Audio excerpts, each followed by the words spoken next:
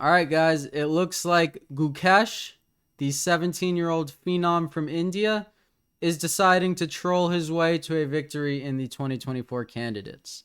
Today is going to be a round 8 recap. And what could I say? We leave theory by move 4, 5, something like that. We get e4, e5, as always, knight f3, knight c6, and we get an Italian by Vidit. Now, Black plays knight f6, Gukesh does, but then he plays a6. And all of a sudden, we went from hundreds of thousands of games in the database to under 10. The reason is a6 is such a waste of a move. It's a waste of a tempo in essence. And you might be wondering, why does white not go for knight g5? Isn't this just the fried liver up a tempo? Well, not really. The fried liver, a very tricky opening at the undermaster level. Black has to respond to d5 with d5, and after ed5, it's typically knight a5, and then the bishop gives a check, and there's c6, and it's a long line. But we have the pawn on a6 here, so the bishop can't even come to b5. So after about a 20-minute think, Vidit decides not to go for that, and instead decides to castle. He's like, I'm going to stay in my somewhat preparation and just transpose back later on. And then we got h6. I mean, Gukesh is literally, you know when you start playing chess and you lose to pins and forks on f7 and c7, and then you have the fear of God in you from losing all those games, and you're like, I'm going a6 and h6 so that I never get pinned again and I never lose to this again. And it works until you figure out that you lose to tempi and then your opponent gets a big attack. I mean, to pull up with h6 and a6 is crazy. But the preparation is panning out. I mean, Vidit has spent 30 minutes in 6 moves. And it's crazy how many little intricacies this creates. He's trying to figure out if he can punish it, and he doesn't. It turns into a normal game. Bishop c5, bishop e3, and pawn d6. You can go in these positions for bishop takes pawn, f takes. White gets doubled pawns, but he gets the open f-file, and he can undouble his pawns later with the move d4. And if ed4, we get ed4, and the pawns are undoubled. Yes, that'll need to be prepared, because if white were to go d4 right now, he would lose the e4 pawn. But, you know, potato, potato, as they say. Bishop takes c5 is possible. These are doubled pawns, but it allows the queen some space to move. You can get more castles queenside play in imbalance, and then you get knight d4. White will need to play c3 to patch that hole. All different ways to play. I'm just trying to show you guys that there's so many decisions to be made in chess. So we get castles, c3, kind of like a Joko piano now, and rook to e1. It's weird. Typically, or rook to e8, sorry. Typically, the knight goes from d7 to f8, but the knight is on c6. It's kind of like when the knight goes from d2 to f1. The knight even comes back to b8, d7, f8. I'll stop. This might just seem like jibber jabber to you guys, so I'm just gonna, it's jibber jabber to me too. So bishop takes e3, f takes e3, we get this crazy pawn structure. That is a lot of pawns, and we get bishop to e6. Now again, if bishop takes, you could get rook takes, you could get pawn takes. Do you want to preserve the structure? Do you want to play for d5 and undouble your pawns? We don't know. But here Vidit lashes out with b5, and I'm not so sure why he did this. This is a very, you know, it's a pawn move. It's a very committal move. Pawns don't go backwards, and it's an overextension. Knight to b8, here's that reroute we're talking about, so maybe now it makes a little more sense. And we get rook takes, preserving the pawn structure. Sometimes if this knight moves, the rook can go over to the king side, right? If both these king side knight move, there could be an attack there. Can always go to the 7th and be a good defender. We will see. Queen c2, knight d7, getting the pieces out, and now queen e8.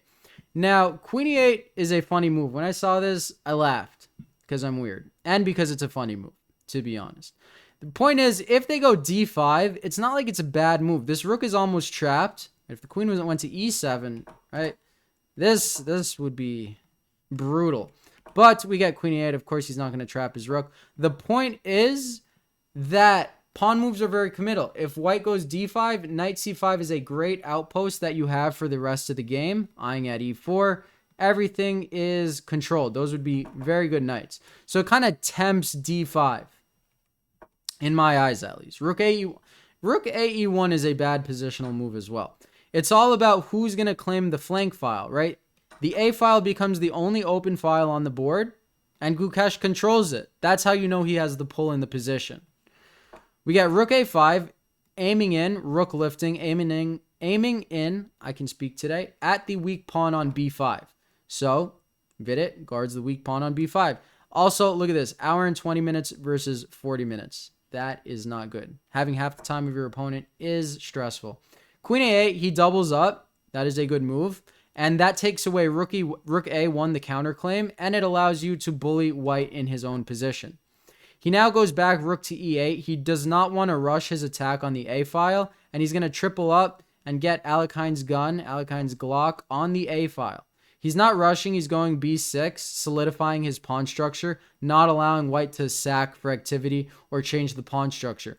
Because it's said that when you are losing, you should try your hardest to change the pawn structure as much as possible because it changes the dynamic of the game, and it's hard for people to switch gears. You've heard of tunnel vision. You've had tunnel vision. I've had tunnel vision. Chess is tunnel vision. So changing the structure, people, they can't switch gears that fast. It's just human nature. Rook a2, that is a good move, kicking the queen. And then rook a3, also kicking the queen, also a good move. Queen a4.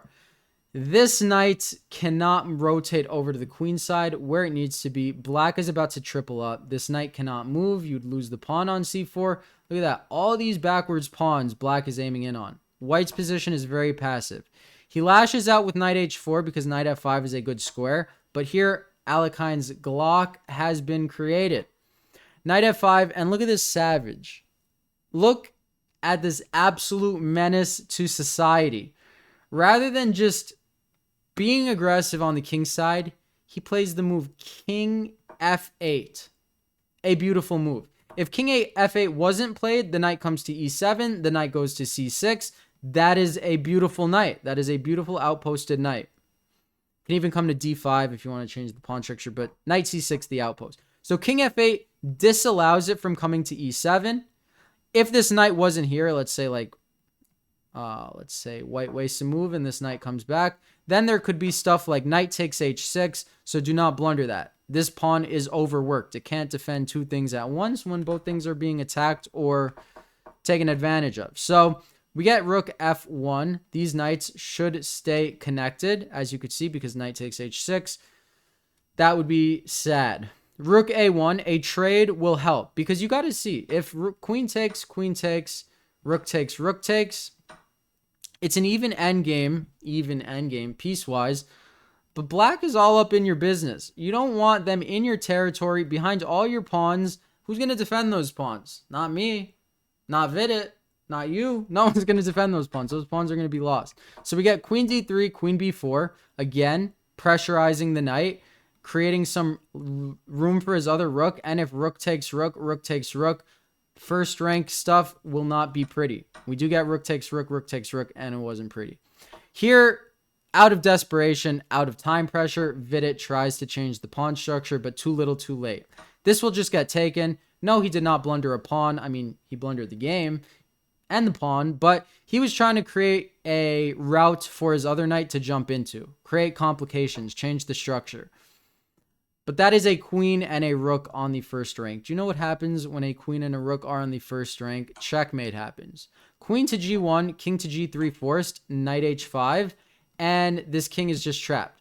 You can't go to f3, you can't go to g4, because either of these moves, you bring in the other knight, the king has to go to f3, the king is trapped, rook f2, and mate. So, that could happen. I can't believe, I stopped watching this, I can't believe Vidit, because I got busy. I can't believe Vidit played on and didn't resign. But I guess they say don't resign.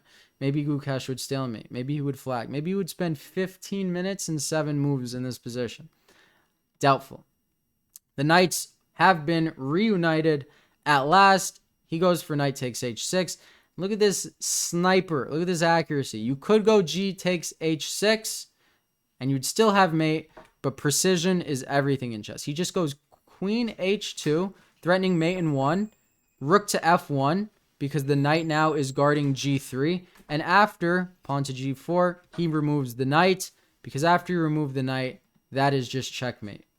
A brilliancy, by the way, because it's a sacrifice. Takes with the e-pawn, but too little too late.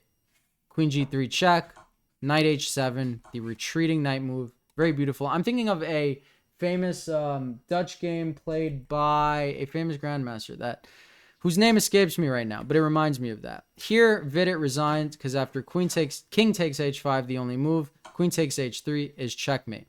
So, Vidit trolls with h6, a6. He takes the lead. He had a heartbreaking loss yesterday, or 2 days ago. He should have won. Then it should have been a draw. Then he lost because that's chess. But he's back in business. 5 points. I wouldn't be sad if Vidit won. I'd be kind of happy. Not who I predicted, but surprises are always fun. Life is full of surprises. Hope you enjoyed. We will be back tomorrow for a new recap. Have a great night.